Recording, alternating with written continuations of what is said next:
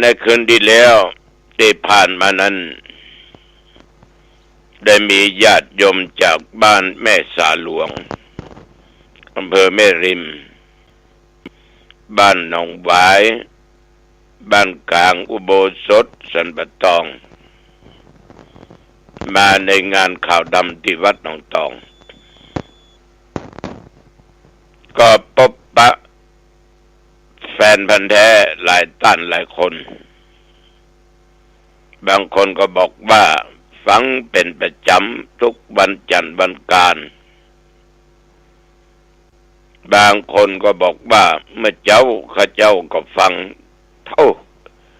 ลุงออกเจ้าตีห้านี่หรอพอออกตั้งแม่สาแม่ริมก็ว่าฟังเป็นประจำมาหันตัวเจ้าของเสียงวันนี้ดีใจอย่างขนาดต้องขออนุโมทนาขอบใจต่อญาติต่อโยมที่ติดตามฟังรายการนี้มาด้วยดีตลอดเอาละต่อไปนี้เราไหว้พระสวดมนต์ทำจิตตั้งมั่นเป็นสมาธิถวายเป็นพระพรชัยมงคลแด่สมเด็จพระเจ้าลูกเธอเจ้าฟ้าพัชรกิติยภากันต่อไปว่าพร้อมๆกันไปเน้อญาติโยมเน้ออะระหังสัมมาสัมพุทโธภควาพุทธังภควันตังอภิวาเทมิกราบพระพุทธสวากขาโตภควตาธัมโมธัมมังนัมมัสสามิกราบพระธรรมสุปฏิปันโนภควโตสาวกสังโฆสังฆังนัมมามิกราบพระสงฆ์นะโมตัสสะภะคะวะโตอะระหะโตสัมมาสัมพุทธัสสะนะโมตัสสะภะคะวะโตอะระหะโตสัมมาสัมพุทธัสสะนะโมตัสสะภะคะวะโตอะระหะโตสัมมาสัมพุทธัสสะพุทธังสรณังคัจฉามิธัมมังสรณังคัจฉามิสังฆังสรณังคัจฉามิ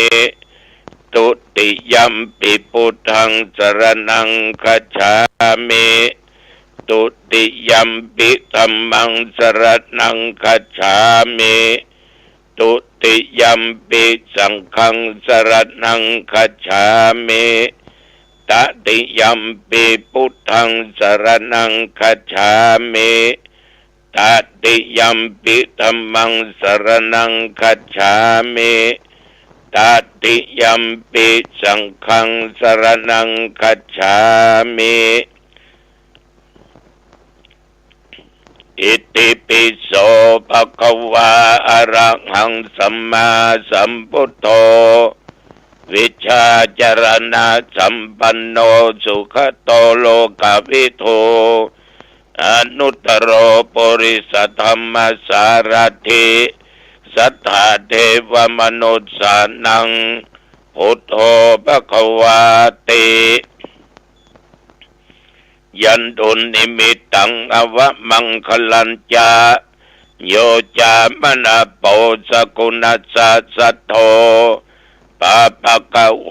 ตุสุปินังอากันตังพุทธานุภาเวนะวินาสเมนโต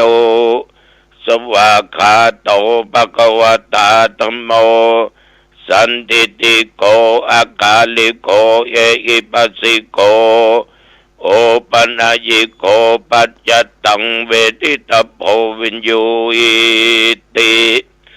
ยันตุนิมิตตังอวมังคลัญจาโยจามนาโปสกุณัสสะสัทโธปะปะกะโหตุสุปินังอากันตัง ธรรมานุภาเวนะวินาศเมนตุสุปฏิปันโนภควโตสาวกสังโฆอุชุปฏิปันโนภควโตสาวกสังโฆยายะปฏิปันโนภควโตสาวกสังโฆสามีจิปฏิปันโนภควโตสาวกสังโฆ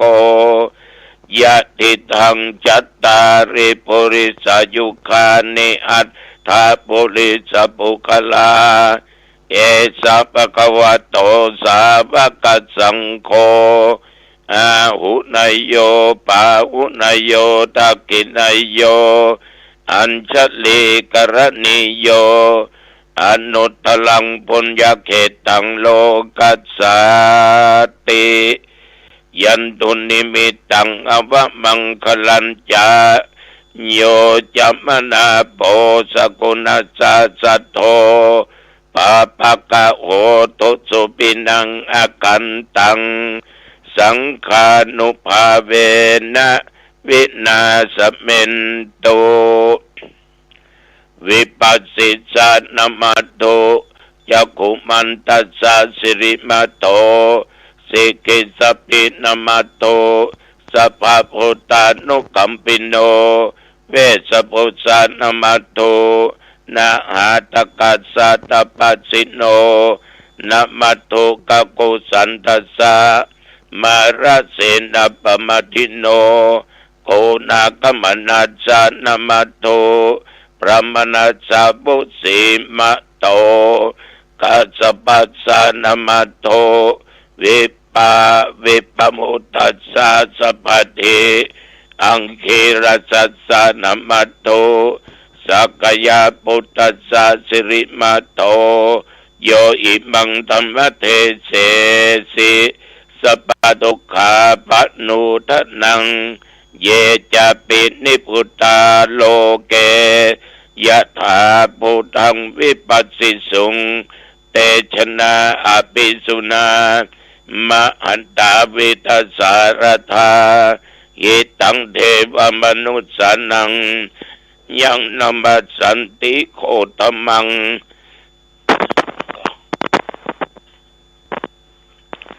วิชาจรณะสัมปันนังมหันตังวิทัสสารทังวิชาจรณะสัมปันนังพุทธังวันธามะโคตมันติยะโตหังปักขิเนอริยญาชาติยาชาโตนาภิชานามิสันจิจปานังชีวิตาบโรเปตาเตนะสัจเจนะโสติเตโหตุโสติกัปปัสสะโพชังโคสติสังฆาโตธัมมันังวิจโยตถาวิริยัมปิติปัสสติโพชังคาจัตถาปะเรสมาธุเปกขโพชังคาสัตเตเตสัพพทักษินามุนินาสัมมทัคขาตาภาวิตาภาอุลิกตาสังปตันติอภิญญายานิพพานายะจะโพธิยาเอเตนะสัจจวัชเชนะโสติเตโหตุสัพพทาเอกัสมิงสมเยนะโทโมคลานันจกัสสปังกิลเนตุกิเตติสวาโพชังเคสัตเทสญิเตจะตังอภินันติตวาโรคามุจิงสุตังคเนเอเตนะสัจจวัชเชนะโสติเตโหตุสัพพทาเอกถาธรรมราชาปิเกลัญเยนะปิปิริโตจุนตเถเรนะตัญเยวะพนาเปตวานะสัตลังสัมโมติตวาจะอาภาธาตัมหาบุตธาสิธานาโสเอเต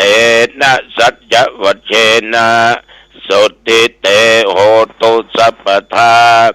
ปะอินาเตจะอัปทาตินนัมปิมะเยสินัง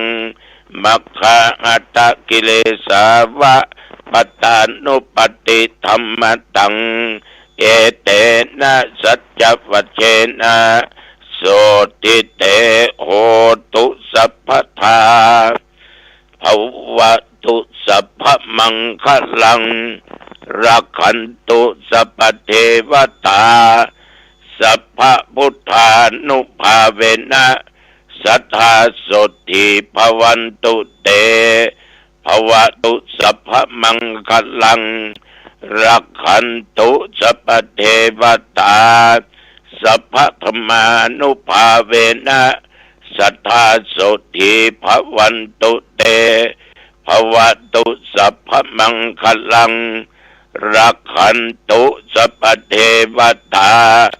สัพพธรรมสังฆานุภาเวนะสัทธาโสติภวันตุเตด้วยบทพุทธานุภาพธรรมานุภาพสังฆานุภาพบทสาธยายมนต์อันศักดิ์สิทธิ์โดยจิตอันเป็นสมาธิตั้งมั่นอัตมภาพขอถวายพระพรชัยมงคลแด่สมเด็จพระเจ้าลูกเธอเจ้าฟ้าพัชรกิติยาภาขอพระองค์ท่านจงได้หายจากอาการพระประชวรและทรงมีพระสุขภาพพลามัยอันแข็งแกร่งดุจดั้งเดิมขอพระองค์ท่านจงมีพระชนมายุยิ่งยืนนานได้120 พระพรรษายิ่งขึ้นไปขอถวายพระพรกรมอุตุก็ได้ประกาศเนอะระยะนี้มีถึงฝนและถึงลมหลายที่หลายจังหวัดที่หนองทองนั้นก็มีรายงานฝนตกลมก็บ่แห้งบ่เห็บก็บ่ตกอากาศตอนกลางวันนั้นก็36 องศามาปัจจุบันบัดเดี๋ยวนี้17 องศาแต่ว่านี่ฉันเจ้าแล้วก็บ่มีธุระอย่างเนาะแต่ว่าหลังจากฉันเจ้าเรียบร้อยแล้วก็มาฉันเพลก็ได้ไปเจริญพุทธมนต์เจริญจิตภาวนา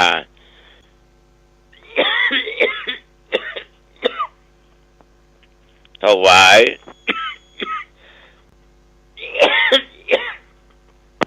เป็นพระพรชัยมงคลแด่พระบาทสมเด็จพระวชิรเกล้าเจ้าอยู่หัวพร้อมคณะสงฆ์อำเภอหางดงหน่วยงานราชการทั้งกำนันผู้ใหญ่บ้านองค์กรดังเทศบาลและพี่น้องประชาชนณที่วัดสลีลังกาต้นโจกตำบลหนองตองหางดงก็ใช้เวลาอยู่ประมาณชั่วโมงกว่าจึงเจริญพุทธมนต์และเจริญสมาธิภาวนาอย่างใดก็ตามต้องขออนุโมทนาขอบใจต่อท่านปลัดอาวุโสโดยงานราชการเทศบาล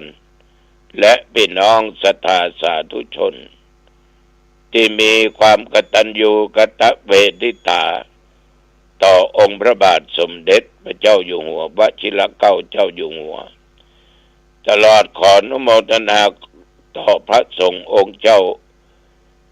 รองเจ้าคณะอำเภอเจ้าคณะตำบลรองตำบลและเจ้าอาวาสที่ได้ร่วมกันเจริญพุทธมนต์เจริญจิตภาวนาในครั้งนี้วันที่18 เดือนกุมภาพันธ์นั้นมีกำหนดกันณที่วัดทรายมุนตำบลหางดงอำเภอหางดงจังหวัดเชียงใหม่ ไปกันเด้อยมเด้อไปกันเด้อสาธุเจ้าทั้งหลายนอกจากนั้นเสร็จพิธีแล้วก็กลับวัดกลับว่าอาบน้ำอาบท่านุ่งผ้านุ่งขัวแล้วก็ลงไปแสดงธรรมะในงานข่าวดำดังที่กล่าวที่วัดนั่นละก็มีญาติมีโยมมีพี่น้องญาติกาวงศาหลายที่หลายทางมาร่วมในคืนที่ผ่านมานั้นก็ได้แสดงธรรมเทศนาแบบพื้นบ้านล้านนาในเรื่องอานิสงส์การทานตุงเล็กตุงตองอันนี้ก็เป็นฮีดเป็นหอยมาเหมือนเมื่อภัยตายเนาะเอาจักไปปูชาตุงเล็กตุงตองในยุคปัจจุบันเนี่ยมันก็มี7 ตัวบางที่ก็มี8 ตัวตามเนื้อหาสาระของธรรมนั้นมันจะต้องมี11 ตัวในพระเจ้า10 ญาติก็มีตั้งแต่เตมิยะมาจนเวสสันตระอันนั้นก็10 ญาติละ11นับถึงญาติที่เป็นสิทธัตถะหรือว่าเป็นสิทธาตแล้วออกบวชฉะนั้นตุงเล็กตุงตองก็จึงมี11 ตัวในอานิสงส์ได้กล่าวว่าปุคละผู้ใดตายจากโลกนี้ไปสู่โลกหน้าบุญกรรมนั้นบรรนักหนาปาป้านสักตัวใดก็จะได้พ้นจากการตะลงทุกขเวทนาแต่ถ้าหากว่าทานตุงเด็กตุงตองทานอานิสงส์บอกว่าจะเป็นธรรมตุงเด็กตุงตองมาลัยโพธิมหาวิบากมหาโมลนิพพานสูตรนิพพานสูตรวิทุติยาตั้งอกตั้งใจกระทำอุทิศส่วนบุญกุศลไปหาญาติกาวงศาเหล่านั้นเขาก็จักได้พ้นจากทางทุกข์ยากไปสู่ทางที่ดีมีความสุขเปิ้นยกนิทานมาประกอบก็น่าคิดเหมือนกันนะคือแต่ละญาติเปิ้นก็เอาอันนั้นเอาอันนี้มาเป็นอารมณ์มาเป็นกรรมฐานมาภาวนาก็ไม่ใช่ว่ามีตุงเล็กตุงตองไว้11 ตัวบ่มีความหมายบ่ใช่แล้วก็ยังได้กล่าวถึงเรื่องจิตของมนุษย์เปิ้นก็ยกตัวอย่างเอามีตุเจ้าตัวหนึ่งเนี่ยเป็นหมอยาโลญาติโยมทั้งหลายตุเจ้าตัวนี้เป็นหมอยาวันหนึ่งก็เข้าป่ากันเนาะไปเสาะไม้ไปเสาะพืชอันอย่างต่างๆตามตำรายานั่นเนาะนะเที่ยวไปเที่ยวมาทำในป่าก็ไปปะต้นไม้ต้นหนึ่งเป็นลำเมาะก็ลองเอามีดเอาอย่างไปต่อยก็ดังโปกโปกโปกเพราะทั้งในมันกวางพระเจ้าตัวนี้มันชอบแห่กองหรอกเปิดก็ว่าโอ้ไม้ลำเนี่ยต้นเนี่ยเอาแป้งกองบรรลดปดได้จะดีได้จะม่วนก็เสาะหายาแบบปืนบ้านปืนเมืองต่อไปได้เวลาก็ปิกวัดโดยจิตที่จดจ่อว่าจะเอาต้นไม้ต้นนั้นไปเป็นกองบรรลดปดปนประตูวัดเข้าในวัดน้อยเดียวได้ตุนั่นเป็นลมตายทันทีเลยญาติโยมประกำตายปุ๊บจิตก็ไปจดจ่ออยู่ที่ต้นไม้ต้นนั้นแต่ที่จริงทุกเจ้าตนเนี้ยสร้างกรรมดีเจริญสมาธิภาวนาตลอดอย่างเคร่งครัดตามพระธรรมวินัยแต่วันนั้นใจไปจดจ่อที่ลำไม้ต้นนั้นเลยตายไปเป็นเพศตกโตหรือกับแก่แหละจะห้องอยู่ฮะกับแก่กับแก่เสียงนี้เวลาเขาเข้าป่าได้ยินบังเอิญญาติพี่น้องวงศาของตุลุงตัวเนี้ยเปิ้นไปป่าได้ยินเสียงตกโตห้องกับแก่กับแก่อย่างนั้นนะก็ปากันมากึดมากังวลใจว่าบะล่างตุลุงเฮาเหียกะใจตุลุงของทองเนอะ เปล่างตุลุงเนี่ยก็ตุลุงเขาก็เข่งด้วยศีลด้วยวินัยด้วยศีลธรรมนะเจริญสมถะวิปัสสนากรรมฐานตลอดเนี่ยแม่นะตุลุงเขานะนะเมื่อต่างคนต่างกึศอย่างนี้ได้ก็ปากันเนี่ยเพิ่นว่าแปลงตุงเล็กตุงตอง11 ตัวแล้วก็ได้สร้างทำอานิสงส์การทานตุงเล็กตุงตองเรียบร้อยแล้วก็ไปทานแก่พระพุทธเจ้าทานตึงตุงเล็กตุงตองทานตึงธรรมเหล่านั้นนะญาติโยมท่านทั้งหลายอุทิศส่วนบุญก็ส่งไปหา8 ตัวเจ้าตนที่ไปเป็นตกโตนั่นน่ะได้พ้นจากการเป็นเปรตเป็นตกโตโลกได้นำตัวตนไปสู่ทางดีทางสุคติไปเกิดบนสวรรค์พุ่นได้กินของทิพย์เนาะมันเล่ามาน่าคึดเวลาเนี้ยอย่างเนี่ยจิตใจจะไปจดจ่ออย่างนั้นจะไปจดจ่ออาตมาก็มันนึกว่ามันคงจะแต่มันเคยเล่าญาติโยมฟังมีครูบาตนหนึ่งเป็นเท่าแก่แล้วเอาห่วงพระเจ้าบนวิหารห่วงพระเจ้าบนวิหารเพราะเป็นพระเจ้าที่เก่าแก่แล้วก็มีชื่อมีเสียงมีคนเนี่ยเคารพอยู่ตลอดเวลาครูบาป่วยเพื่อกจิตให้จดจ่อเนาะที่พระเจ้าตายไปญาติโยมก็ไปเป็นตกโตอยู่หลังพระเจ้าวันดาวันศิลนี่จะส่งเสียงฮ้องอยู่ทางหลังวิหารนะหลังพระเจ้านะตกกับแก้นั่นนะก็เป็นที่หลายคนได้ยินได้ฟังแต่ถ้าหากว่าปัจจัยวันดาวันศิลอย่างเนี้ยจะมามีตกโตตนนั้นในที่สุดเมื่อหูอย่างนั้นก็ฮึตุเจ้านั่งแผ่เมตตาแล้วก็กรวดน้ำหมายตานมหาครูบาก็นั้นหายเซ็บหายสวย ได้ยินเสียงตกโตห้องละเนี่ยใจนี่สำคัญจดจ่อในทางดีก็ดีไปในทางหายก็หายไปฉะนั้นญาติโยมเวลากินเวลาทานเนี่ยบางคนก็ตั้งจิตอธิษฐานสาธุข้าได้หอมตัวเจ้าหนองตองไป100งวดหน้าก็ได้สัก2 ใบเถอะเอาถึง12 ล้านก็หรอกกำคึดมันเนาะ มันไปสมดุลกันแล้วเนาะฉะนั้นญาติโยมป้าออกไม่ออกเรื่องจิตของคนเนี่ยมันสำคัญยิ่งทำอานิสงส์การทานตุงเล็กตุงตองเนี่ย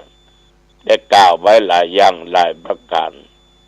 กัมมุนาวัตติโลโกสัตว์โลกย่อมไปเป็นตามกรรมลูกสาวเศรษฐีคนหนึ่งก็ไปได้พ่อชายคนหนึ่งเป็นเศรษฐีกันมาอยู่ดันแต่ว่าแม่หญิงคนนี้มันเป็นมันเลยมีลูกมีเต้าคือกับพ่อชายคนนี้พ่อผัวแม่ผัวเพิ่งก็เขาได้หลานเนาะสืบแต่ตระกูลก็เลยให้ลูกเปิ้นไปปัดเมียน้อยแห่งคนนะ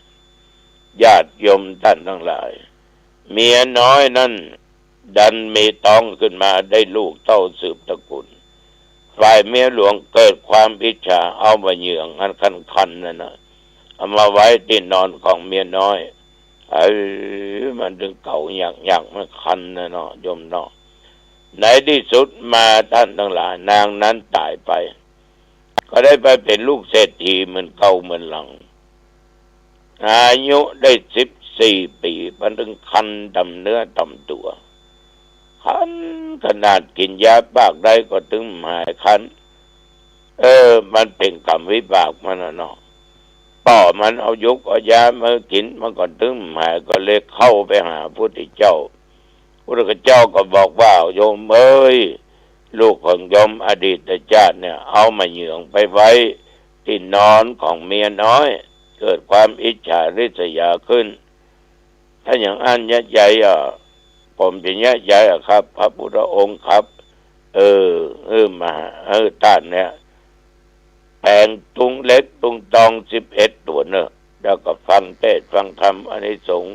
การทานตุงเล็กตุงตองก็ได้มาลัยโพธินิพพานสูตรมหาโมลานิพพานวิสุทธิญาณเหล่านี้เป็นต้นมหาวิบากทานตหายานเศรษฐีมันก็คือลูกมันรักษาศีลห้าตั้งแต่ปานาตินากาเมมุสาสุราอย่างเคร่งครัดแล้วก็ทำสิ่งเหล่านั้นทานตุงเล็กตุงตองฟังอานิสงส์การทานตุงเล็กตุงตองลูกมันก็โปนจากทางที่ไปเป็นเปรตเป็นผีนำตัวตนไปเกิดบนเทวโลกอันนี้ก็ฟังหูไว้หูนะอย่ามาโวยอันบล้ำบเลือเนาะบุญหรอกกับบาปอันใดมันนักกว่ากันขึ้นเอาคนเดียวเถอะเอาละญาติโยมสร้างแต่คุณงามความดีเนอะสร้างบุญสร้างกุศลวันนี้กิ่งของกายจะไปงานทำบุญตานหาครูบาเจ้าครูบาเจ้าจันแก้วนะอดีตเจ้าคณะตำบลหันแก้วอดีตเจ้าวาดวัดศรีสว่างบ้านคนงัวลายท่านลูกศิษย์ลูกหาครูบาจงบรรยากาศธรรมวันเนี้ยมันถึงวันที่29 มกราคมจะทำทุกปีครูบาตายไปได้หลายปีละดิ่งก็ง่ายก็ไปปะกันนี่งั้นเมื่อคืนบึ้นไปปะกันเนอะที่บ้านศพร้องนะบ้านศพร้องตำบลหนองตองเมืองกันเนอะงานข่าวดำวันนี้อุจาไปมาเป็นเวลาเป่าสมควรขออภัยท่านเด้อที่ไอนั่นนะเป็นธรรมะนั่นนะอายุวันโนสุขังพลังพบกันใหม่โอกาสหน้าเจริญพร